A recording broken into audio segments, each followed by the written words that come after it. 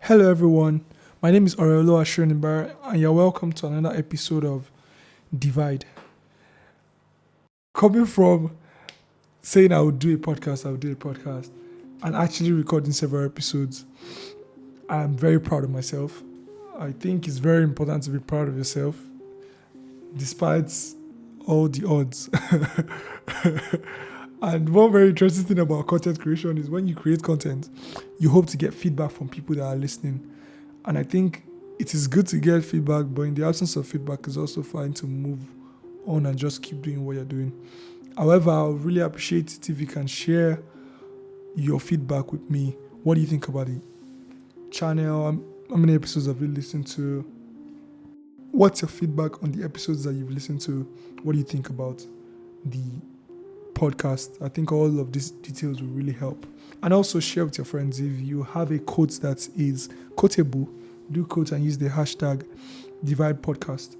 I personally have been enjoying it. First off, my goal for Divide was self-expression, and so far I've enjoyed being able to expand my thoughts, document them, and properly sit with myself. I think that's the best part. Just the introspection, just the dwelling on my thoughts. I have really enjoyed it. On this episode, we're going to be talking about time and how time is always running. How it feels like we're running out of time. Like, are we running out of time? Or is time just going? It might sound like the same thing, but it doesn't feel the same. I remember being in secondary school and I was just like, I remember my 16-year-old self, 15 actually, and I was just like, oh my God, I can't wait for me to be done with this so that I can move on to the next thing. And when I'm done with that, life will just be fine. And I remember clearly finishing secondary school and then going to sixth form, and I was really excited to get into that new phase of life. And while I was in my sixth form college, my mates had gotten into university. And I was just like, this guy has gone into uni. Me, I'm here, I'm doing sixth form. Like, where am I? Time is going. Do you know my mates are leaving me behind? And that is a thought that every young person can relate to. You feel like in this current place that you are in, you are lagging behind. And I think it's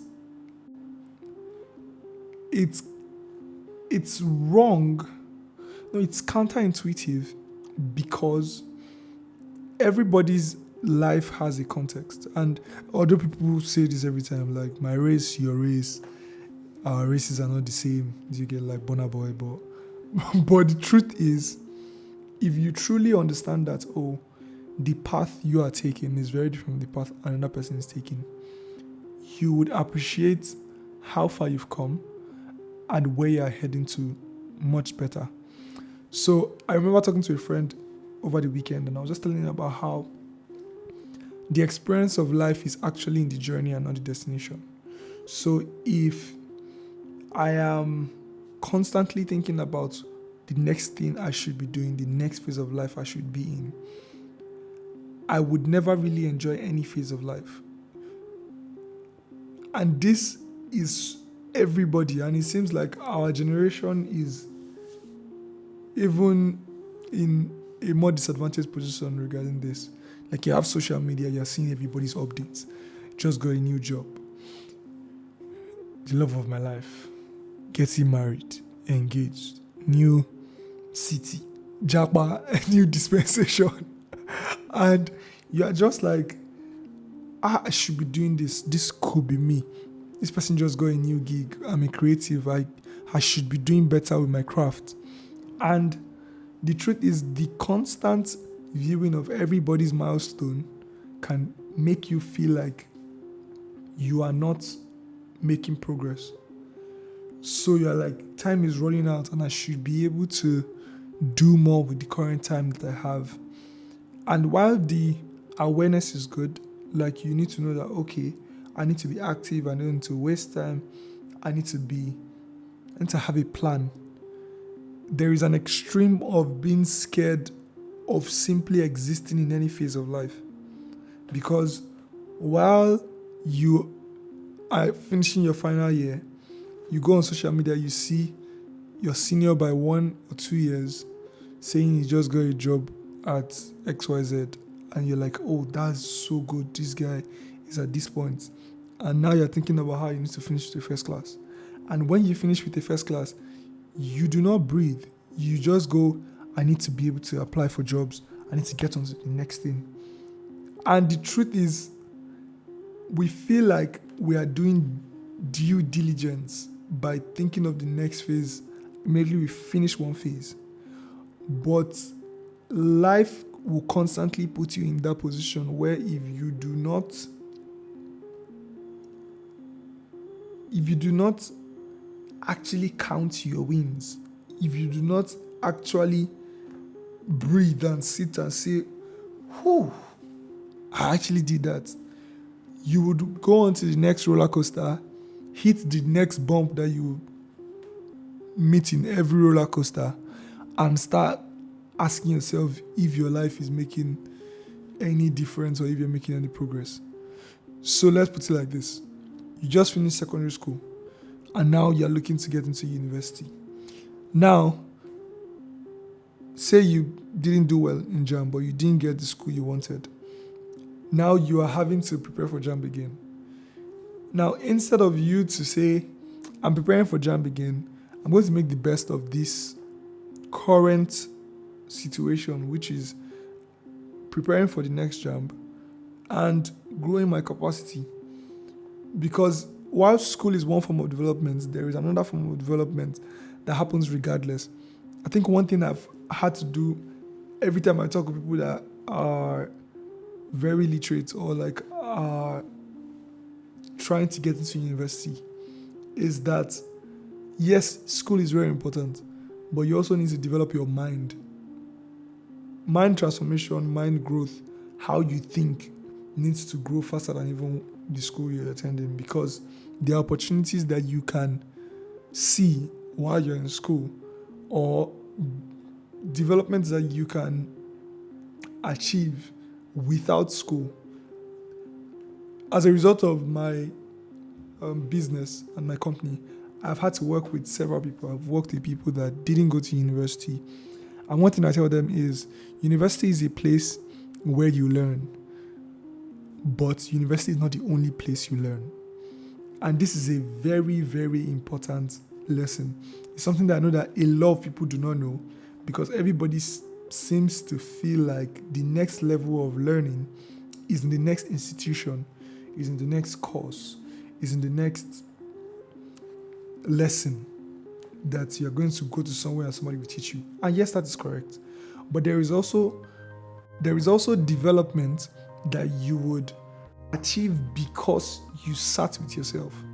There is development that you will achieve because you learned from others. Development you achieve because you were able to look at your journey thus far and count the lessons that you've learned in the past. There is development that you wouldn't get a certificate for. People that do not go to university can still learn most of what people learn in university. And I'm not talking about the theory aspect. I'm talking about the discipline. I'm talking about the endurance. I'm talking about the fact that you can understand what you read. The fact that you can think. Because school is not only for you to cram and pour. School is also for you to be able to see a problem, think, understand the problem, come up with solutions, execute. That process is entirely what the dynamics of school is. So if you're a doctor, for instance, or you're studying medicine, the reason why you're studying medicine is so that you can fully understand the body enough, or any aspect of the medical field that you are focusing on, maybe is dentistry, oncology, anything.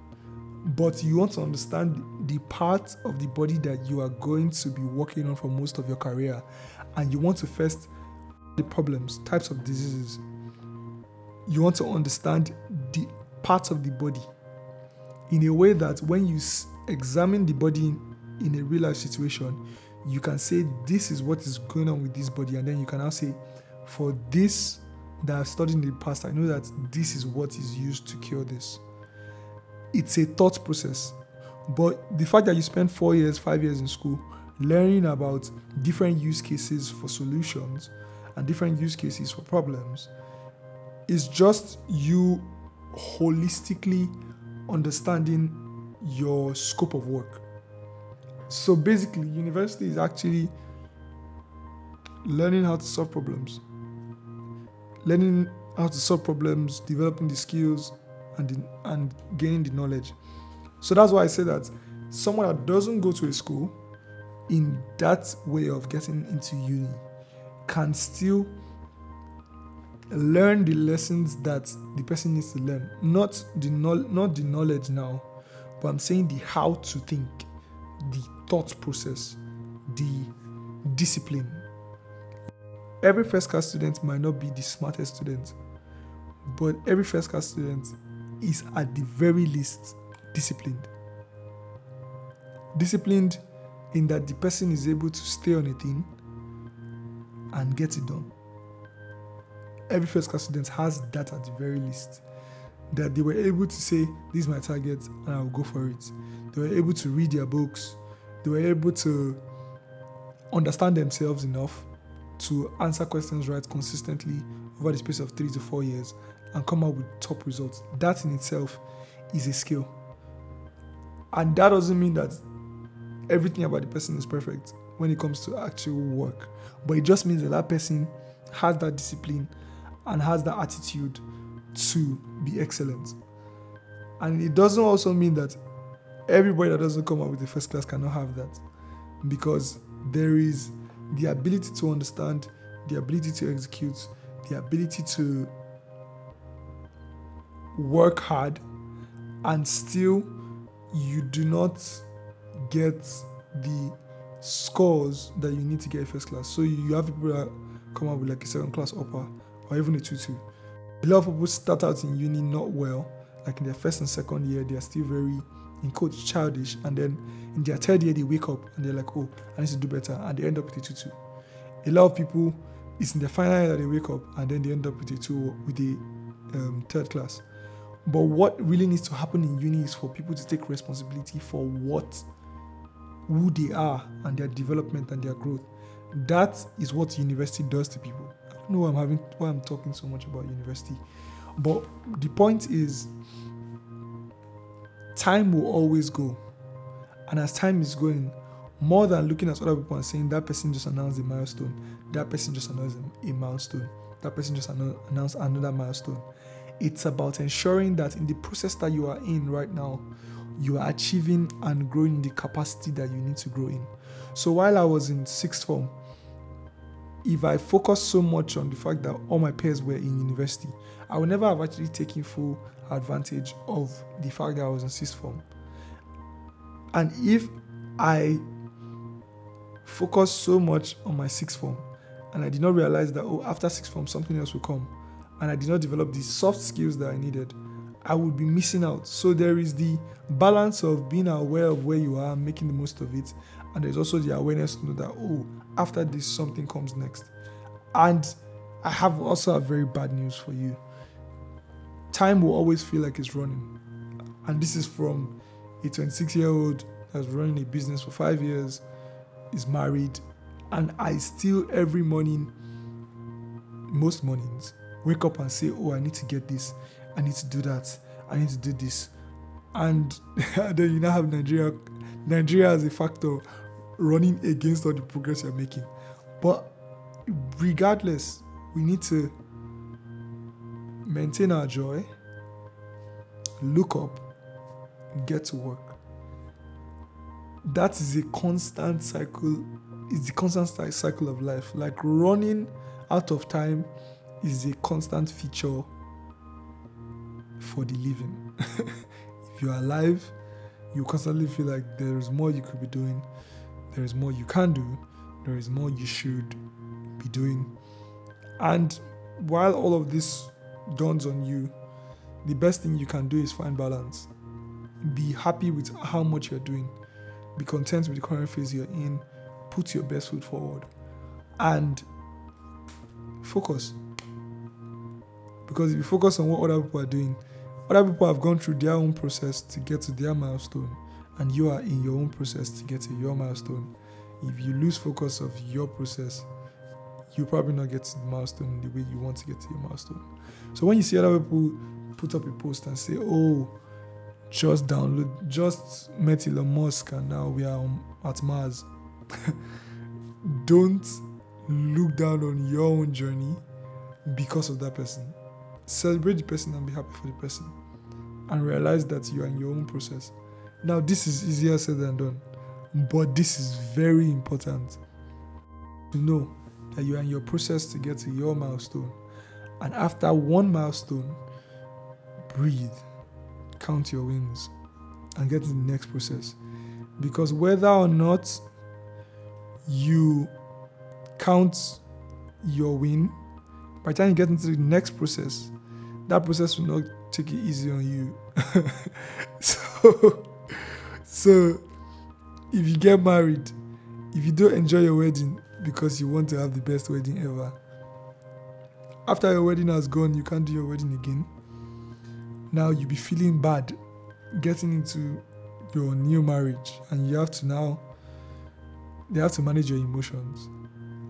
When you should have enjoyed the wedding regardless of how the wedding went, and woken up the next day happy that you're married and moving on to the next phase, because marriage in itself is going to be a lot of learning hoops, and if you hold on to that previous stage and how you were hoping that previous stage would have been better, you will not be able to maximize the current stage that you're in. I remember talking to someone that just finished law school, and I was just like, how are you feeling? Like, you just finished a massive milestone. Like, you just finished law school. You've been in school for 5 years. You went to school for 1 year, and now 6 years down the line, you have finally gotten your bar finals done. How do you feel? And she says, I'm just thinking about how I need to get a job. Like, my mates are making money, and now I'm finally done. I'm happy I'm done, but I just need to start getting money. And I told her, I said, in this life, you have to fight for your peace. And life doesn't pace you well. You have to pace yourself. You have to have your focus. You have to celebrate your wins. You have to be able to finish one journey, breathe, eat suya, chill with your friends,